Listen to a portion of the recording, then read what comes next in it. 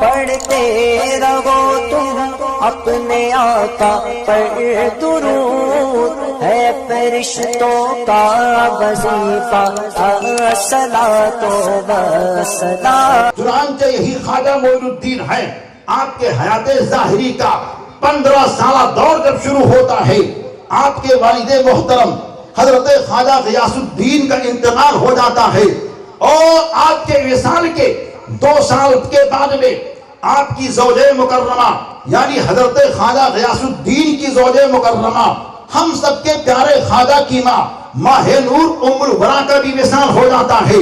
اب ان دونوں کے وصال کے بعد میں خواجہ غریب نواز کے حصے میں جو وراثت میں مال آتا ہے، ایک پنچکی آتی ہے، ایک انگور کا باغیچہ آتا ہے، دونوں کی رکھوالی پیارے خواجہ کرتے تھے، اور جب باغ کے اندر جاتے تھے تو پیارے خواجگاں قرآن مقدس کی تلاوت بہت اہتمام سے کیا کرتے تھے۔ آج ہم لوگ بھی کام پہ رہتے ہیں، لیکن پیارے خواجہ اس بات کا مزاج دے رہے ہیں، اے میری محبت میں رہنے والوں، جب بھی تم اپنے دکانوں میں، اپنے مکانوں میں، اپنے کھلیانوں میں، اپنے کاروبار میں رہو تو قرآن پڑھتے رہو، قرآن کی تلاوت کرتے رہو۔ پیارے خواجہ باغ کی سینچائی کے لیے جا رہے ہیں، قرآن کی تلاوت کر رہے ہیں، پیارے خواجہ پھل کو توڑ رہے ہیں، قرآن کی تلاوت کر رہے ہیں، پیارے خواجہ باغ کی صفائی کر رہے ہیں، قرآن کی تلاوت کر رہے ہیں، پیارے خواجہ باغ کے اندر قیام فرما ہوتے ہیں، قرآن کی تلاوت کر رہے ہیں، لیکن حال کیا ہوتا ہے؟ پیارے خواجہ کے معمول سے اتنی برکتیں حاصل ہوتی ہیں کہ خواجہ شاہ ہندوستان دن میں باغ کے اندر رہتے، رات میں گھر میں آ جایا کرتے تھے، لیکن ایک دن آپ نے دیکھا باغ کے اندر گئے ہیں، کسی نے باغ کو صاف کر دیا ہے، پیڑوں کی سینچائی کر دی ہے، پھل کو توڑ کر کے جمع کر دیا ہے، اور ایک کرکٹ جو تھے وہ ایک جانب لا کر کے جمع کر دیا ہے۔ پیارے خواجہ کو تعجب ہوا، یہ کون ہے جو ہمارے کام کو سارے کر دیا کرتا ہے؟ کچھ دن ایسے ہی گزرتے رہے تو خواجہ سوچتے ہیں اگر دن میں ہوتا تو میں اس کو دیکھ لیتا، رات میں سارے کام کون کر کے جاتا ہے؟ ایک دن آپ نے رات میں وہاں قیام کیا تو کیا دیکھتے ہیں؟ اچانک درخت کے سارے پھل ٹوٹ ٹوٹ کر کے ایک جگہ جمع ہو رہے ہیں، ایک جانب پیڑ کی سینچائی ہو رہی ہے، ایک جانب صفائی ہو رہی ہے۔ خواجہ شاہ ہندوستان جو ابھی کم سن ہے، ایسے لمحے میں آپ نے آواز دی، یہ کون ہے جو دوست کے کام کو کر رہا ہے؟ مگر دوست کے سامنے نہیں آ رہا ہے، دھیمی آواز آتی ہے، اے معین الدین حسن، ہم لوگ آپ کے دوست نہیں ہیں بلکہ ہم تو آپ کے شاگرد ہیں، ہم انسانوں کی جماعت سے نہیں، ہم جناتوں کی جماعت سے ہیں۔ پیارے خواجہ شاہ ہندوستان نے کہا، آج تک میں نے کسی کو پڑھایا نہیں، کسی کو کچھ بتایا نہیں، تم کیسے میرے شاگرد ہو؟ تو جناتوں کی جماعت سے آواز آتی ہے، حضور جب آپ باغ کے اندر آتے، قرآن کی تلاوت کرتے تو ہم لوگ قرآن پڑھ کر کے قرآن اپنا درست کر لیا کرتے تھے۔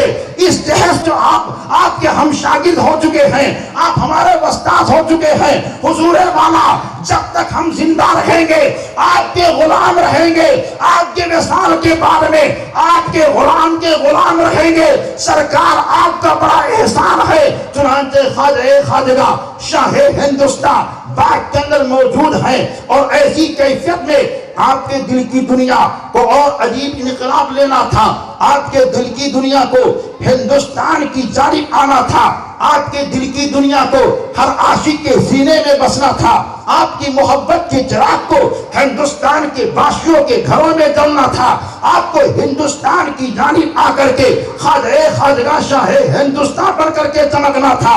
تاریخ یہ کہتی ہے، باغ کے اندر ایک دن تشریف فرما ہے، ایک مجذوب بزرگ آتے ہیں جن کا نامی اسم گرامی ابراہیم قندوزی ہوتا ہے، آ رہے ہیں اور آنے کے بعد میں پوچھتے ہیں، بیٹا تمہارا نام کیا ہے؟ بولتے ہیں میرا نام معین الدین حسن ہے۔ تم معین الدین حسن ہو، اور یہ بتاؤ اور تمہارا کیا معاملہ ہے؟ ساری خوبیاں آپ بتاتے جا رہے ہیں۔ وہ کبھی معین الدین حسن کو دیکھتے ہیں، کبھی اپنے آپ کو دیکھتے ہیں، اور دیکھنے کے بعد میں اپنے گدڑی سے آدھی سوکھی روٹی کو نکالتے ہیں. نکالنے کے بعد میں کہا اے شہزادے دیکھیے جس کی مجھے تلاش تھی وہ شہزادہ مجھے مل گیا ہے. آپ کی امانت میرے پاس موجود ہے.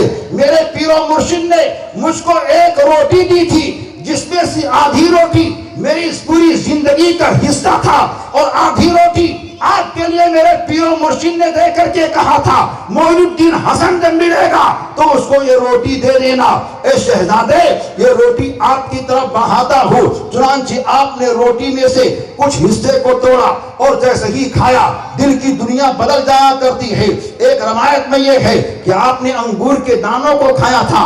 بہر کے دونوں روایتیں تاریخ کے اندر ملا کرتی ہیں. خواجہ خواجگاہ شاہ ہندوستان وہاں سے باغ سے نکلتے ہیں, رب کی تلاش میں نکل جایا کرتے ہیں. رب کی تلاش کے لیے کہیں اور نہیں جاتے ہیں. تلاشتے تلاشتے ایک اللہ کے محبوب بندے کی جانب جاتے ہیں. وہ اللہ کا محبوب بندہ دیکھنے کے بعد میں یہ کہا کہ واقعی یہ پیشانی اس بات کا اعلان کر رہی ہے, یہ چہرے کے رنگ و روپ اس بات کا اعلان کر رہی ہیں کہ آپ سلسلے چشت کے کسی اہم بزرگ کی تلاش میں ہیں. پیارے خواجہ خواجگاہ شاہ ہندوستان نے جیسے ہی سلسلے چشت کا نام سنا اپنے آپ کو روک لیتے ہیں. بتاؤ سلسلے چشت کا اس وقت کا چمکتا ہوا بزرگ کون نظر آ رہا ہے؟ کہاں ہارون بستی کے اندر عثمان نامی ایک ایسا اللہ کا محبوب بندہ مدینے کے مصطفیٰ کا قلندر رہتا ہے جو سینے پر نظر ڈالتا ہے تو سینہ نہیں رہتا ہے,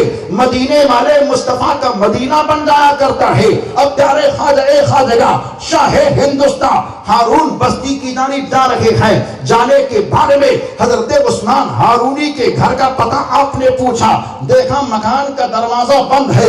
دروازہ جب بند آپ کو نظر آیا, مکان کے دروازے کی کنڈی کو پیارے خواجہ خواجگاہ نے کھٹکھٹائی ہے.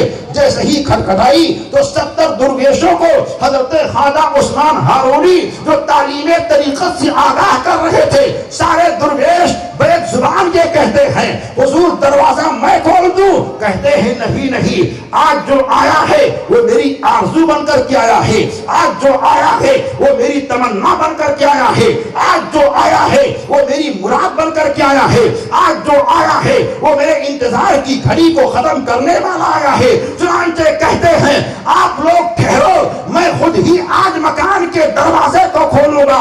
حضرت خواجہ عثمان ہارونی نے مکان کا دروازہ کھولا. پیارے خواجہ معین الدین حسن کو آپ نے دیکھا, سینے سے لگایا اور کہا بیٹا آنے میں بڑا انتظار تو نے کرا دیا ہے, بہت انتظار تو نے کرا دیا, مگر آیا ہے تو کوئی بات نہیں ہے. آجا بیٹا, تیرے بزرگوں کی امانتیں میرے پاس موجود ہیں, بزرگوں کی چیزیں میرے پاس موجود ہیں. چنانچہ حضرت خواجہ عثمان ہارونی نے آپ کو داخلے سلسلہ کیا اور ایک حجرہ دے دیا. حجرہ دینے کے بارے میں کہا اس کے اندر بیٹھ کر کے ریاض کی منزلوں کو طے کرو. خواجہ خواجگاہ اس حجرے کے اندر بیٹھ کر کے ریاضت کی منزل کو طے کرتے جا رہے ہیں. چند دن گزرنے کے بارے میں خواجہ خواجگاہ کے روبرو جب پیارے عثمان ہارونی کے روبرو خواجہ خواجگاہ پہنچتے ہیں اور پیر و مرشد نے آپ کو بلایا تو کہا بیٹا یہ بتاؤ کہ تم نے ریاض کی منزل کو حاصل کی ہے, اس وقت کہاں تک دیکھ رہے ہو؟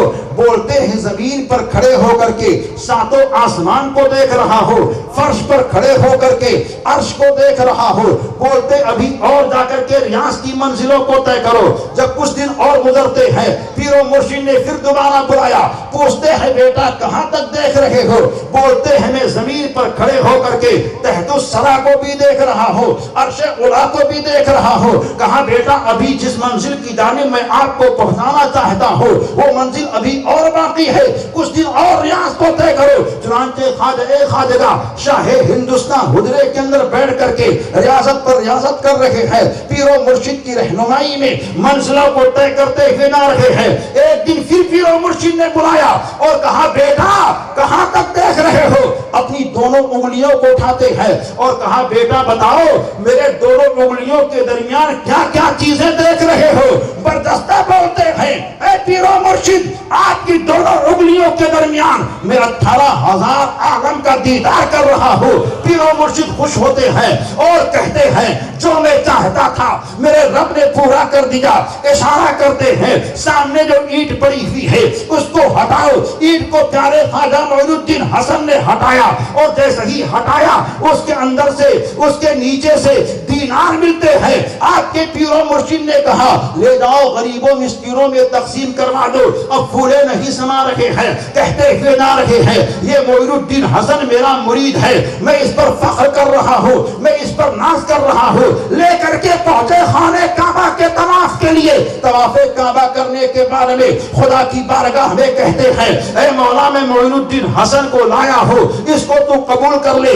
آواز آتی ہے میں نے معین الدین حسن کو قبول کر لیا ہے۔ وہاں سے لے کر کے جب گنبد خضرا کی چھاؤں میں پہنچتے ہیں، مدینے والے مصطفیٰ کی بارگاہ میں پہنچتے ہیں تو کہتے ہیں اے بیٹا یہ آپ کے نانا جان کا تربت اطہر ہے، یہی وہ نانا جان آپ کے ہیں جن کے صدقے میں اللہ نے ساری کائنات کو رچایا سجایا بسایا ہے۔ اپنے نانا جان کو سلام پیش کرو۔ پیارے خواجہ خواجہ بولتے ہوئے نہ رہے ہیں الصلاۃ والسلام علیکہ یا جدی یا رسول اللہ، الصلاۃ والسلام علیکہ یا جدی یا نبی اللہ کہتے ہوئے جا رہے ہیں تو تربت مصطفیٰ سے آواز آتی ہے وعلیکم السلام یا ابنی معین الدین یا شیخ البحر والبر۔ چنانچہ کہتے جا رہے ہیں آپ کے پیر و مرشد آگے بڑھے، پیشانی کو چوما، سینے سے لگایا اور کہا اے معین الدین تو کامیاب ہو گیا ہے، اب تو یہاں قیام کر۔ ایک تاریخ تو یہ کہتی ہے یہ پہلی مرتبہ واقعہ ہوا اور ایک تاریخ یہ کہتی ہے یہ دوسرے سفر کے اندر واقعہ پیش